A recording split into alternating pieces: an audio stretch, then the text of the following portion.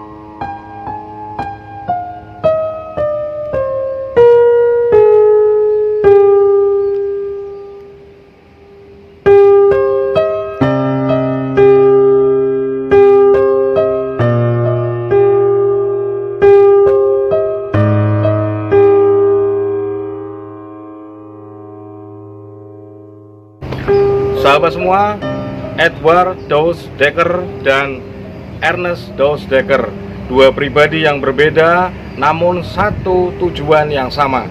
Edward Douws Dekker dan Ernest Douws Dekker hidup di zaman yang berbeda namun pemikiran mereka itu sama. Edward Douws Dekker hidup di antara tahun 1812-an, sahabat semua, dan Ernest Douws Dekker hidup sudah di tahun 1900 ke atas.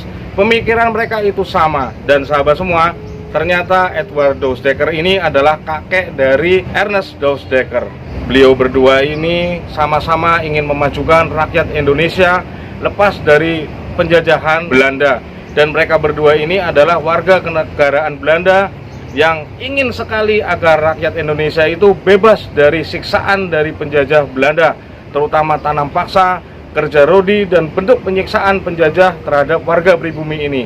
Dan sahabat semua, Edward Douws Dekker adalah multatuli yang menulis buku Max Havelaar. Beliau itu menuliskan di situ bahwa banyak sekali penderitaan-penderitaan rakyat Indonesia zaman penjajahan Belanda, disiksa habis-habisan, dibunuh, dipenjara di dalam ruangan bawah tanah, dibuang ke laut, dan lain sebagainya, sahabat semua.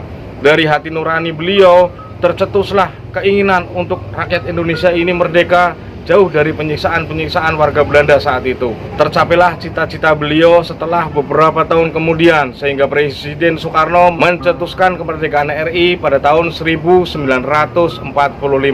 Di belakang saya ini adalah makam dari Jos Johan van de Poel. Beliau ini adalah sahabat dari Douws Dekker, dan beliau ini adalah anak dari Pieter van de Poel.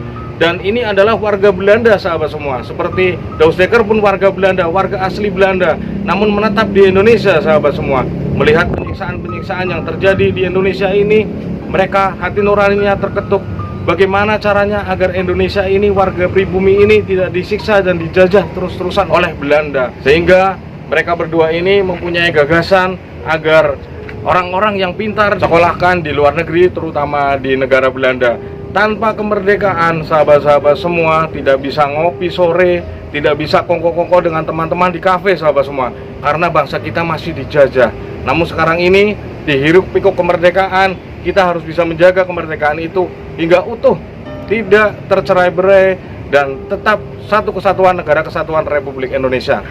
Jos Johan Pieter van de Poel, beliau adalah fasilitator dengan Douws Dekker dalam hal pendidikan, agar masyarakat kita itu pintar dan tidak selalu dalam hal kebodohan-kebodohan publik, sahabat semua. Dan alhamdulillah tercapailah kemerdekaan Republik Indonesia pada tanggal 17 Agustus 1945. Edward Douws Dekker bersama dengan Jos Johan van de Poel. Jos Johan van der Poel adalah seorang residen Pekalongan, menggantikan ayahnya Pieter van der Poel yang makamnya ada di sebelah sana, sahabat semua. Dan sekarang ini makam beliau sudah direstorasi dan sudah diekskavasi, terlihat semakin bagus dan semakin indah. Dan ini adalah makam dari papahnya Jos Johan Pieter van der Poel. Dan sahabat semua, kemarin saya juga bertemu dengan cicit beliau, yaitu Bapak Setia Utama. Beliau menceritakan bahwa tidak semua orang Belanda yang tinggal di Indonesia itu menginginkan negara ini selalu dijajah oleh negara lain, terutama oleh Belanda. Banyak sekali yang menginginkan bahwa orang Indonesia itu harus bisa berdiri sendiri, merdeka, dan tidak selalu ditindas.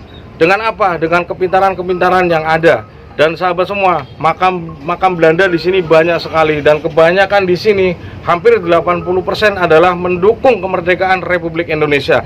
Jadi apabila ada bahasa yang mengatakan ngapain makam Belanda itu dibersihin karena itu penjajah dan lain bla bla bla bla, itu salah sahabat semua. Karena menurut beliau, cicit beliau yang mengalami masa-masa setelah kemerdekaan, beliau menceritakan bagaimana perjuangan kakeknya saat itu agar Indonesia itu merdeka jauh dari penjajahan. Padahal kakek-kakek beliau adalah warga Belanda, sahabat semua. Jadi tidak semua warga Belanda yang tinggal di Indonesia ini menginginkan Indonesia itu selalu ditindas. Sahabat semua masih ingat kan Budi Utomo dan 3 serangkai, Ernest Dousdekker, Cipto Mangunkusumo, dan satu lagi adalah Suwardi Suryaningrat atau Ki Hajar Dewantoro. Mereka menginginkan negara Indonesia ini maju dengan cara bekerja sama dengan orang Belanda yang membela kemerdekaan Republik Indonesia. Multatuli atau Edward Dousdekker, pencetus buku Max Havelaar tentang penyiksaan-penyiksaan yang dilakukan oleh orang-orang Belanda penjajah saat itu. Kemudian turun kepada cucunya Ernest Dousdekker yang mendukung gerakan Budi Utomo atau mendukung gerakan 3 serangkai untuk memerdekakan rakyat Indonesia jauh dari kebodohan. Karena kalau bangsa Indonesia itu bodoh, dia akan selalu terus dijajah oleh bangsa lain, sahabat semua. Maka kita harus selalu mengingat jas merah, jangan melupakan arti dari sejarah-sejarah yang ada. Karena dengan kita melupakan sejarah, banyak sekali produk-produk dari Indonesia itu, dari produk pribumi ini yang diambil hak patennya ke luar negeri. Sedangkan kita yang merintis dari awal itu seolah-olah ditinggalkan. Itulah gunanya agar kita selalu berperang dalam pendidikan untuk mencerdaskan kehidupan bangsa. Dan sahabat semua, jasa-jasa dari beliau ini, walaupun beliau ini warga Belanda, Jos Johan van der Poel, putra dari Pieter van der Poel, beliau ini bersama Edward Dousdekker ingin agar masyarakat Indonesia itu belajar sampai tinggi, kemudian jauh dari pembodohan, sehingga merdekalah negara kita ini. Oke sahabat semua, semoga tayangan ini bisa bermanfaat buat kita bersama. Dan sahabat semua, Pak Setia Utama dari Jakarta kemarin datang ke sini melihat makam dari kakek beliau ya, aki beliau yang di sini. Kemudian kita bersama-sama berangkat ke Desa Jejet. Video yang awal tadi sudah saya tayangkan. Pak Setia Utama sudah melihat makam dari kakek beliau, Raden Abdullah Prawira Dirgaja, yang merupakan putra dari Jos Pieter van der Poel.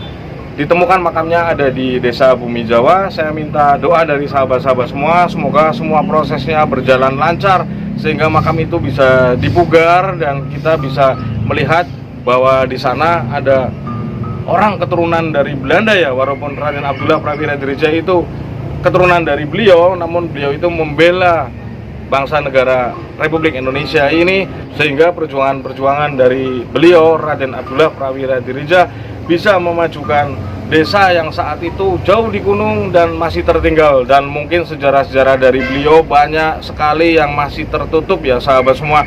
Saya minta data dari Belanda juga, datanya sangat minim sekali ya. Namun karena data minim itu kita sangkutkan dengan literasi sejarah yang ada, akhirnya ketemulah lokasi dari makam beliau Raden Abdullah Prawira Dirgaja. Dan sahabat semua, Raden Abdullah Prawira Dirgaja mempunyai seorang anak bernama Raden Gembel Prawira Dirgaja yang makamnya juga masih dirawat sampai sekarang, satu kompleks sahabat semua, dengan raja dari Banten yang menuliskan buku tentang beliau, Jos Johan Pieter van der Poel bertemu dengan Dousdekker. Oke sahabat semua, semoga tayangan ini bisa bermanfaat buat kita bersama. Wabillahi taufiq walhidayah. Wassalamualaikum warahmatullahi wabarakatuh. Salam Rahayu.